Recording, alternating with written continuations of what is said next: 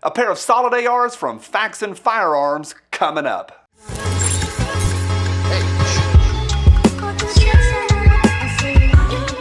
Hey guys, I'm Johnny with PewPewTactical.com, your definitive source for gun reviews, gear guides, and all things that go bang. Today we're taking a look at a pair of Faxon Firearms ARs. It's their Ascent line, a pistol and a rifle. I'm going to give you a full range report. I'm going to tell you all about them. And I'm hopefully going to help you decide if one of these is right for you. Spoiler alert, I had a great time. The Ascent line is fantastic. Hey, if it's your first time here, we always put a ton of stuff right down below for you to check out, including a link that's going to jump over to our website. Now, once you get on our website, you know what I'm about to say. Look up above and look down below in the article, especially on this one. We've got a lot of stuff jam-packed into this one. All of it is hopefully a help to you in the bang pow department. So check it all out and see what you think. Okay, so this is the Ascent line from Faxon. It's their most affordable AR line.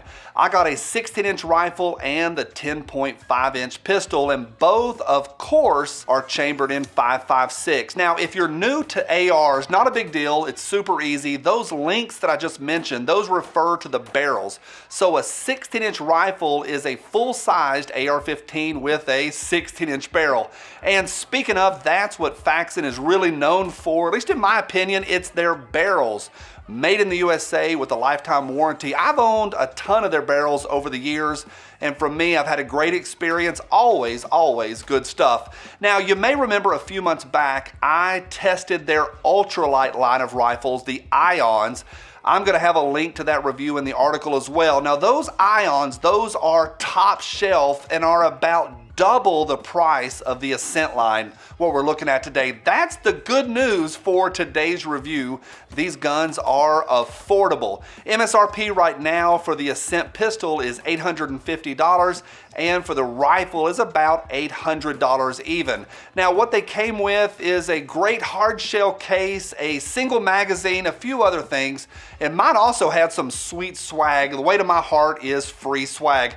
Okay, let's talk about what they are. Forged receiver set with a nitride finish. I think the nitride finish looks fantastic. Up front is an M-LOK hand guard and an A2 flash hider that I'm going to call OK. And of course, the pistol has a brace out back.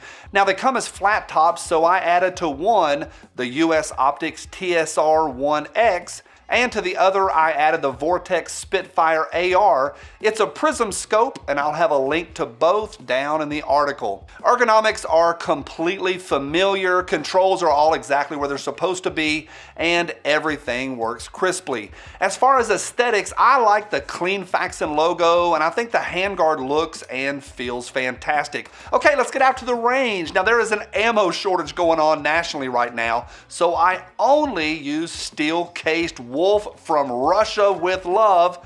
And for this test, I tested out every magazine that I could find.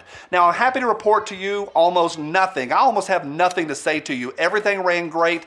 All the magazines ran great. Zero problems from me. Both guns, they ran exactly like they're supposed to. They fed great. They fired great. They ejected.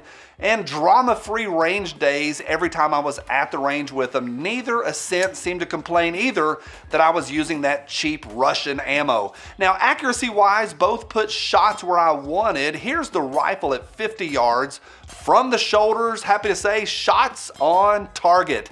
Now, the trigger is totally mil-spec, almost zero take-up, and the brake is what I'm going to call fine. Nothing to write home about, but it's a serviceable trigger.